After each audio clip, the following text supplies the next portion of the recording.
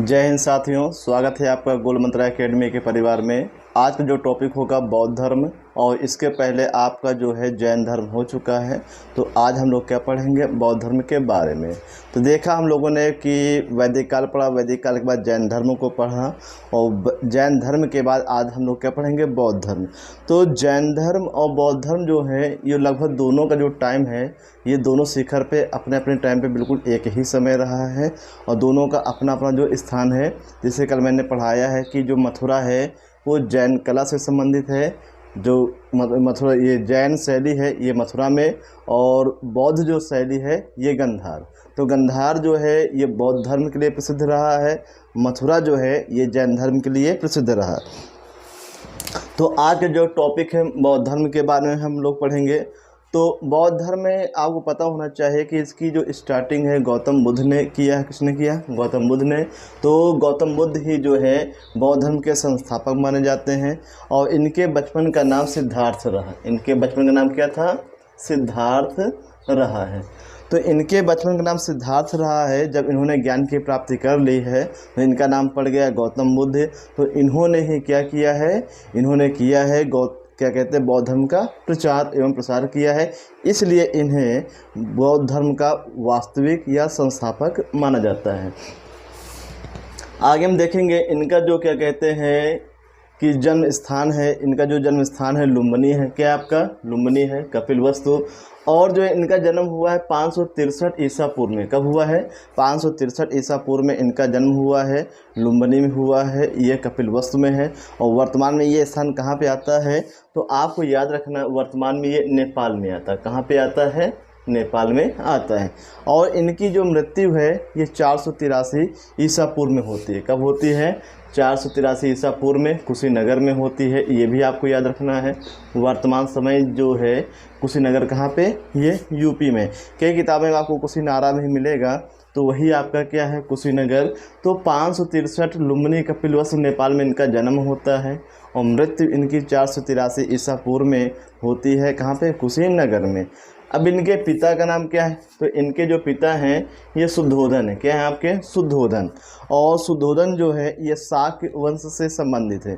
जैसे हम लोगों ने पढ़ा महावीर के पिताजी जो सिद्धार्थ रहे हैं वो जो है क्या कहते हैं कि कोली वंश से संबंधित रहे हैं, और इनके पिताजी जो हैं जो शाक्य वंश से संबंधित। किस वंश से? शाक्य वंश से संबंधित है। माता कौन इनकी? महामाया है। तो महामाया जो है ये कोली वंश से संबंधित है। किस वंश से? कोली वंश से संबंधित। तो माता क्या है? कोली वंश से संबंधित है। देखिए यहाँ पे इनके देखेंगे, इनके पिता जो शाक्य वंश से है और माता जी जो इनकी कोली वंश से हैं। लेकिन जो महावीर स्वामी हैं वो ज्ञात्रिक कुल के मुखिया रहे। क्या रहे हैं? ज्ञात्रिक कुल के मुखिया। ये तीनों पॉइंट आपको याद रखना है कि गौतम बुद्ध के पिता ये शाक्य वंश से संबंधित रही हैं, और इनकी माता महामाया ये कोली वंश से संबंधित रही हैं। और महावीर स्वामी जो कि जैन धर्म में आप लोग पढ़ चुके हैं, उनके पिता जो सिद्धार्थ वो ज्ञात्रिक कुल के मुखिया थे। किस कुल के मुखिया थे? ज्ञात्रिक कुल के मुखिया रहे हैं। अब इनकी मौसी कौन है? महाप्रजावती गौतमी। तो गौतम बुद्ध की मौसी का नाम क्या है? महाप्रजावती गौतमी। तो इनकी मौसी का नाम इसलिए लिखे हैं कि इनकी कहानी ये है, जब इनका जो जन्म नहीं हुआ था तो उसके पहले ही जो शुद्धोधन है, शुद्धोधन को एक पुरोहित ने ये बताया कि आपका बेटा जो है, आपका बेटा जब जन्म लेगा तो बड़ा होगा, वह एक महान सन्यासी बनेगा। या तो वह एक महान सन्यासी बनेगा या फिर वो एक महान सम्राट बनेगा। तो शुद्धोधन के मन में ये डर हो गया था कि जब मेरा बेटा बड़ा होगा कि वो सन्यासी न बने, और वो क्या चाहते थे कि हमारा बेटा जो है एक महान सम्राट बने। और दूसरी भविष्यवाणी ये भी की थी पुरोहित ने कि अगर आपका बेटा जो है आपके महल में जन्म लेता है तो इसकी माँ की मृत्यु हो जाएगी।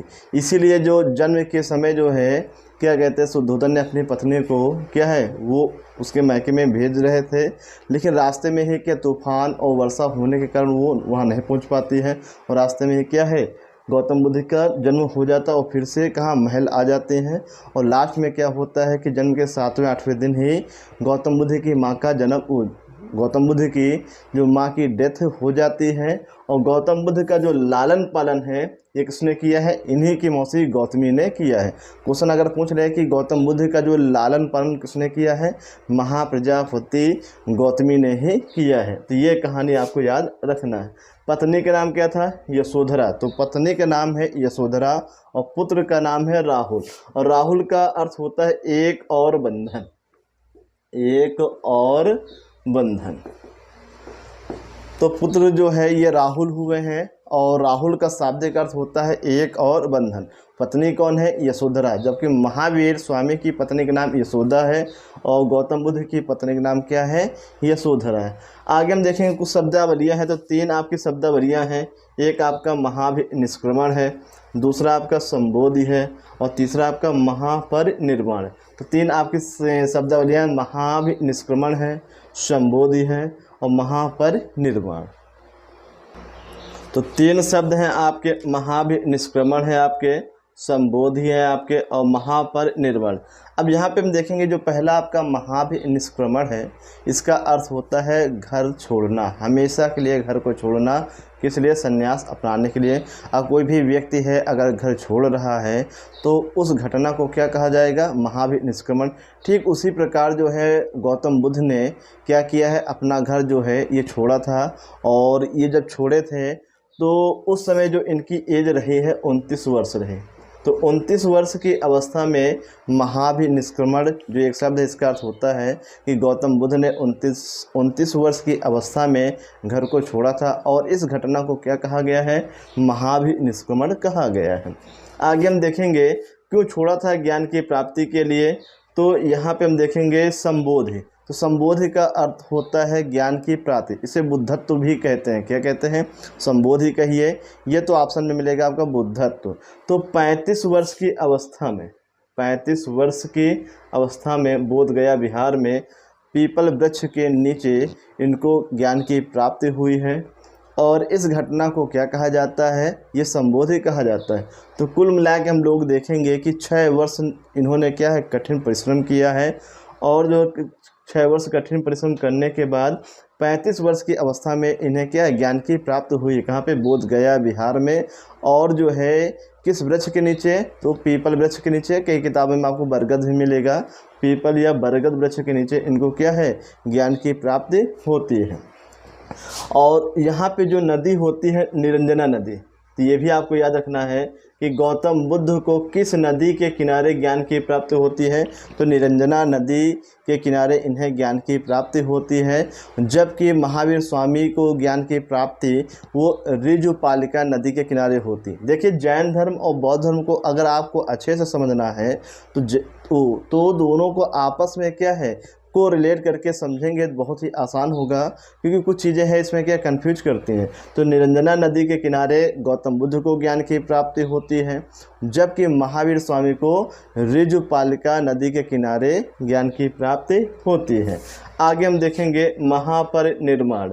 तो 80 वर्ष की अवस्था में, 80 वर्ष की अवस्था में इनकी क्या है, मृत्यु हो जाती है।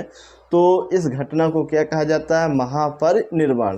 तो 3 शब्द आपको याद रखना है, महाभिनिष्क्रमण घर छोड़ने की घटना है, संबोधि ज्ञान प्राप्त की घटना है, महापरिनिर्वाण मृत्यु की घटना है। जबकि अगर ये पूछ रहे हैं कि निर्वाण शब्द का अर्थ होता है, तो निर्वाण शब्द का अर्थ होता है दीपक का बुझ जाना। क्या होता है, दीपक का बुझ जाना। आगे हम देखेंगे जब इनको ज्ञान की प्राप्ति हो गई है, जब किसी भी व्यक्ति को ज्ञान की प्राप्ति हो जाती है या फिर वो व्यक्ति शिक्षा पूरी कर लेता है, तो जाहिर सी बात है कि वो क्या है, ज्ञान बांटना शुरू कर देता है। तो गौतम बुद्ध ने सबसे पहले अपना जो उपदेश दिया है, किसको दिया है, 5 ब्राह्मण भिक्षुओं को। गौतम बुद्ध ने अपना जो पहला उपदेश दिया है किसे, 5 ब्राह्मण भिक्षुओं को दिया है। कहाँ पे दिया है, सारनाथ में दिया है। ये आपको याद रखना है, सारनाथ में 5 ब्राह्मण भिक्षुओं को दिया है। और इस घटना को धर्म चक्र प्रवर्तन कहते हैं। इस घटना को क्या कहते हैं, धर्म चक्र प्रवर्तन कहते हैं। किसे, जहाँ पे सारनाथ में 5 ब्राह्मण भिक्षुओं को उपदेश दिया है, तो इसे ही धर्म चक्र प्रवर्तन कहते हैं। और अगर आपसे पूछ रहे हैं कि सारनाथ को और किस नाम से जाना जाता है, तो आपको याद रखना है ऋषिपत्तनम। तो सारनाथ को ऋषि पत्तनम के नाम से भी जाना जाता है। ये भी आपको याद रखना है कि सारनाथ को ऋषि पत्तनम के नाम से जाना जाता है। तो फिर से सुनिएगा कि प्रथम उपदेश 5 ब्राह्मण भिक्षुओं को गौतम बुद्ध ने सारनाथ में दिया है और इस घटना को धर्मचक्र प्रवर्तन कहते हैं। सारनाथ को ऋषि पत्तनम के नाम से भी जाना जाता है। आगे हम देखेंगे कि गौतम बुद्ध ने सबसे ज़्यादा जो उपदेश कहाँ पे दिए हैं, श्रावस्ती में दिए हैं। गौतम बुद्ध ने सबसे ज़्यादा जो उपदेश दिए हैं कहाँ पे दिए हैं, श्रावस्ती में दिए हैं।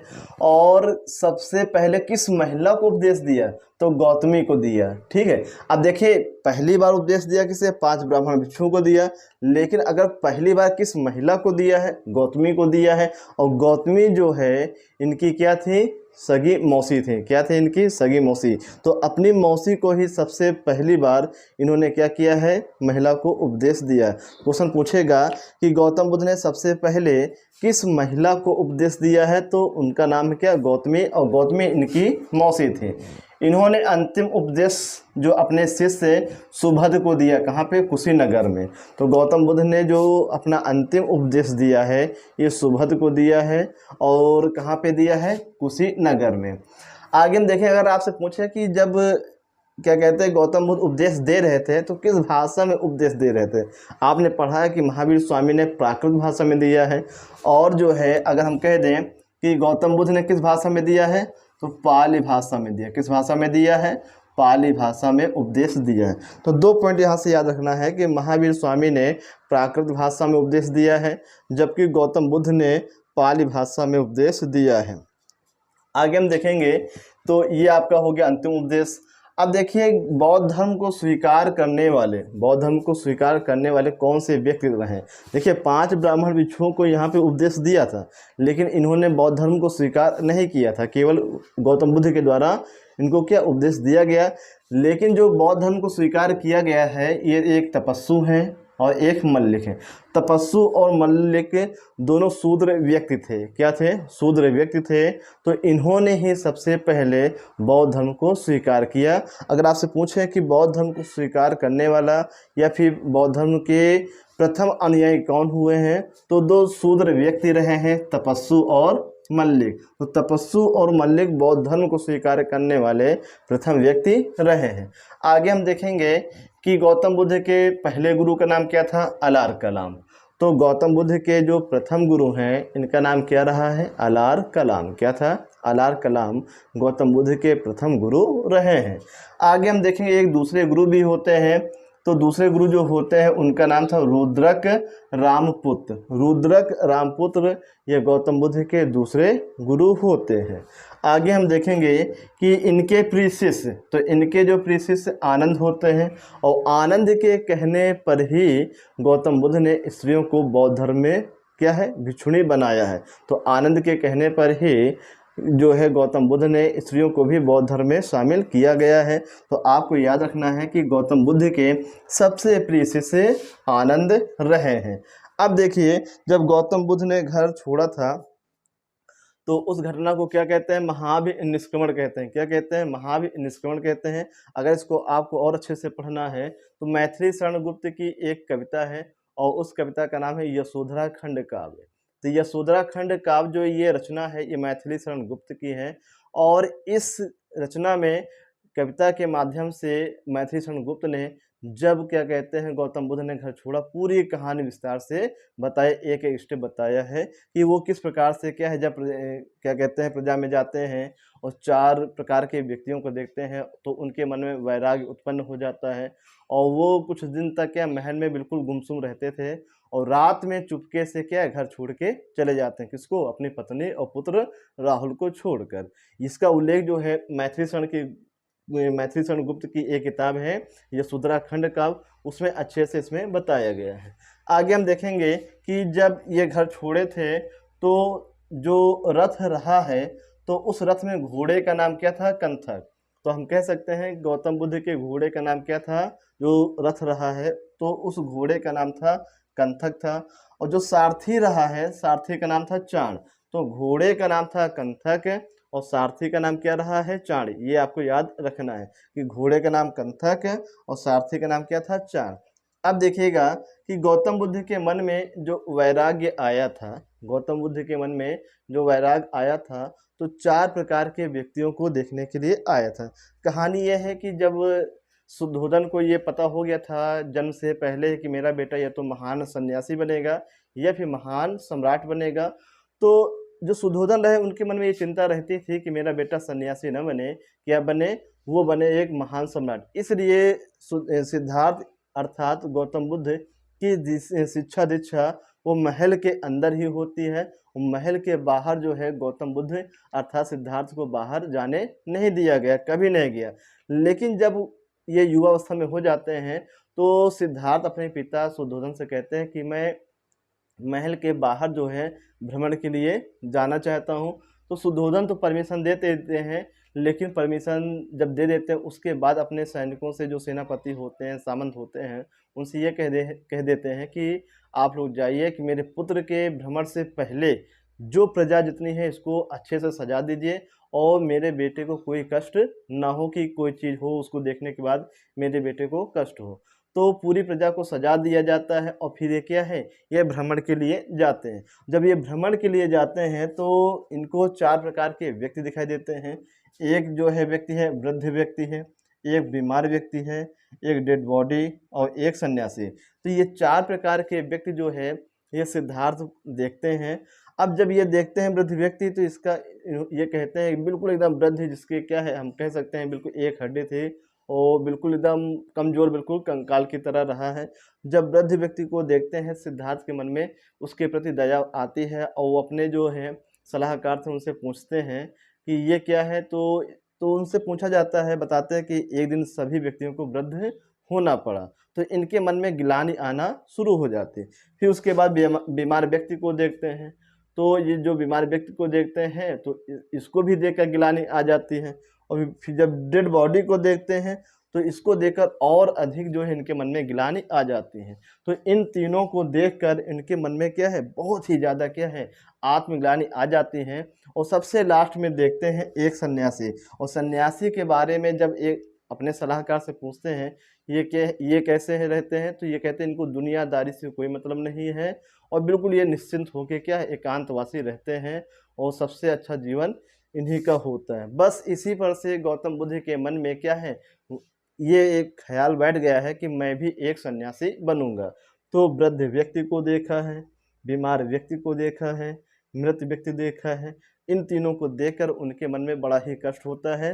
लेकिन सन्यासी के बारे में सोचने के बाद उनके मन में क्या होता है, थोड़ा खुशी आती है और ये सोचने लगते हैं कि मैं भी एक सन्यासी बनूंगा और सब दुनियादारी को छोड़ दूंगा। लेकिन ये जो है अपनी पत्नी को नहीं बताते और गुमसुम रहा करते हैं और फिर एक दिन जो है चुपके से क्या है ये घर छोड़ को चले जाते हैं और उसी घटना को क्या कहते हैं, महाभिनिष्क्रमण कहते हैं। और इस समय जो है इनकी उम्र क्या थी, ये 29 वर्ष रही है। तो ये पूरी कहानी है किसकी, गौतम बुद्ध की। आगे हम देखेंगे कि बौद्ध धर्म में तथागत का अर्थ क्या है। तो बौद्ध धर्म में तथागत का अर्थ बताया गया है, सत्य है ज्ञान जिसका। तो सत्य है ज्ञान जिसका, ये तथागत का अर्थ होता है, ये आपको याद रखना है।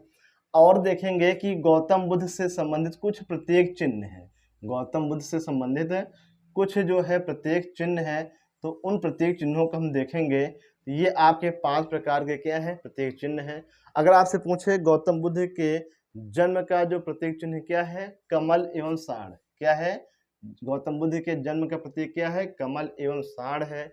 और घर इन्होंने जब छोड़ा था, जिसे गृह त्याग कहते हैं या फिर महाभिनिष्क्रमण कहते हैं, तो महाभिनिष्क्रमण या गृह त्याग जब इन्होंने किया है तो उसका प्रतीक चिन्ह क्या है, घोड़ा है। ज्ञान की प्राप्ति का चिन्ह क्या है, पीपल है। और निर्वाण का जो प्रतीक चिन्ह क्या है, पद चिन्ह है। और मृत्यु का क्या है, स्तूप।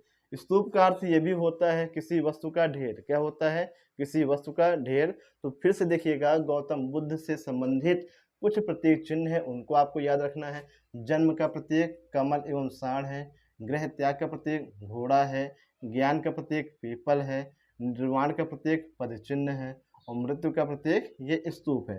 तो इन प्रतीक चिन्हों को भी आपको याद रखना है, यहाँ से भी क्वेश्चन पूछे जाते हैं। अब देखेंगे हम लोग कि जब गौतम बुद्ध के मन में वैराग्य आया है तो ये देखिए संसार क्या है, दुखमय है और इस दुख के निवारण के लिए गौतम बुद्ध ने कुछ मार्ग बताए हैं और उन मार्गों की संख्या कितनी बताई है, तो 8 बताई गई है और इन्हीं 8 मार्गों को अष्टांगिक मार्ग कहा गया है। क्या कहा गया है? अष्टांगिक मार्ग कहा गया है। अब ये पूछेगा कि अष्टांगिक मार्ग का संबंध किस धर्म से है? बौद्ध धर्म से है। किसने दिया है? ये गौतम बुद्ध ने दिया है। किसने दिया है? गौतम बुद्ध ने अष्टांगिक मार्ग को ये बताया है कि जीवन को अच्छा बनाने के लिए, सफल बनाने के लिए और सुखमय बनाने के लिए। तो उनमें से हम देखेंगे सम्यक दृष्टि। तो सम्यक दृष्टि बताया है कि हमारी जो सोच है वो अच्छी होनी चाहिए। सम्यक संकल्प, हम लोग जो निर्णय लें तो उस पे क्या है, अडिग रहें। और तीसरा क्या, सम्यक वाक, तो हम लोग बोलने का ढंग होना चाहिए। और सम्यक कर्म, तो हमारी जो कर्म है वो सच्चे होना चाहिए। सम्यक आजीव, तो हमारा जो क्या कहते हैं आचरण है, वो जो रहने का ढंग है वो सही होना चाहिए। सम्यक व्यायाम, तो हम लोगों को क्या है, व्यायाम करना चाहिए। सम्यक स्मृति, और सम्यक स्मृति मतलब कि जो याददाश्त है वो सही होनी चाहिए। और सम्यक समाधि मतलब कि हमको एकांत भी रहना चाहिए। तो इस प्रकार से हम लोगों ने पढ़ा कि गौतम बुद्ध ने क्या दिया है, अष्टांगिक मार्ग दिया है और ये 8 हैं। सम्यक दृष्टि है, सम्यक संकल्प है, सम्यक वाक है, सम्यक कर्म है, सम्यक आजीव है, सम्यक व्यायाम है और सम्यक स्मृति है और सम्यक समाधि। अगर आज के वर्तमान परिवेश में भी अगर हम इनको अपनाते हैं तो क्या है, हम लोग भी अपने जीवन को अच्छा कर सकते हैं। तो इसको आप न 8 सहित कम से कम 4-5 तो आप लोग अपना सकते हैं। तो आगे हम देखेंगे कि गौतम बुद्ध ने 10 शील सिद्धांत दिए हैं। क्या दिए हैं? 10 शील सिद्धांत दिए हैं, ये भी आपको याद रखना है। तो पहला आपका क्या है? अहिंसा। क्या है आपका? अहिंसा। तो पहला आपका क्या है? अहिंसा है। तो फिर से देख लीजिए, तो 10 शील जो सिद्धांत है इनका संबंध किससे है? बौद्ध धर्म से। ये भी आपको याद रखना है, किसने दिया है? गौतम बुद्ध ने दिया है। 10 शील सिद्धांत, पहला आपका अहिंसा। जानते हैं कि अहिंसा का मतलब ये है कि हम लोग क्या, लड़ाई झगड़ा ना करें। दूसरा है सत्य है। तीसरा आस्ते। आस्ते आप लोग जानते ही हैं, हम लोग जैन धर्म में पढ़ चुके हैं। चोरी ना करना, चोरी ना करना। अपरिग्रह का अर्थ क्या होता है? धन संचय ना करना, धन संचय न करना। तो अहिंसा हो गया, सत्य हो गया, आस्ते जिसका अर्थ क्या होता है? चोरी न करना। अपरिग्रह क्या होता है? धन संचय न करना। और फिर मद्य सेवन न करना, कहने मतलब हम लोगों को अल्कोहल या फिर मदिरा वगैरह इनका सेवन नहीं करना चाहिए। असमय भोजन, असमय भोजन भी नहीं करना चाहिए। एक भोजन का एक समय होता है, उसके समय कर लेना चाहिए। सुखप्रद बिस्तर पे न सोना, यानी कि जो बिस्तर होता है तो ज़्यादा आरामदायक बिस्तर पे भी हम लोगों को सोना नहीं चाहिए। आभूषणों का त्याग, हम लोगों को आभूषण नहीं पहनना चाहिए। फिर स्त्रियों से दूर रहना, तो ये भी 10 शील सिद्धांत में आता है। और व्यभिचार से दूर रहना, ये भी क्या है? 10 शील सिद्धांत है। तो पहला अहिंसा हो गया, दूसरा सत्य हो गया, तीसरा आस्तेय हो गया, चौथा अपरिग्रह, पांचवा मद्य सेवन न करना, छठा असमय भोजन न करना, सातवां सुखप्रद बिस्तर पर न सोना और आठवां आपका आभूषणों का त्याग करना, स्त्रियों से दूर रहना और 10वां है व्यभिचार से दूर रहना। तो ये आपका बौद्ध धर्म हुआ है। अभी कुछ चीज़ें रह गई हैं, उनको हम कल पढ़ाएंगे। तो ये बौद्ध धर्म का पहला भाग है और बड़े अच्छे से पढ़िएगा, पॉइंट वाइज। आप देखिए, आप पढ़ने के बाद इसको क्या करें, बिल्कुल अच्छे से एक पॉइंट थोड़ा साफ साफ दूर दूर लिखिए, तो आपके ये बिल्कुल एक सटीक नोट्स तैयार होंगे। और फिर बाद में क्या, जब आप नोट्स के माध्यम से पढ़ेंगे, 2-3 बार पढ़ेंगे, तो ये चीज़ें आपको बिल्कुल अच्छे से याद हो जाएंगी। तो रोजाना की तरह आज फिर आपसे पूछेंगे, आज आपको बताना है कि लोहित नदी किसकी सहायक नदी है? लोहित नदी किसकी सहायक नदी है? इसका जवाब आपको कमेंट सेक्शन में लिख के बताना। धन्यवाद। जय हिंद, जय भारत।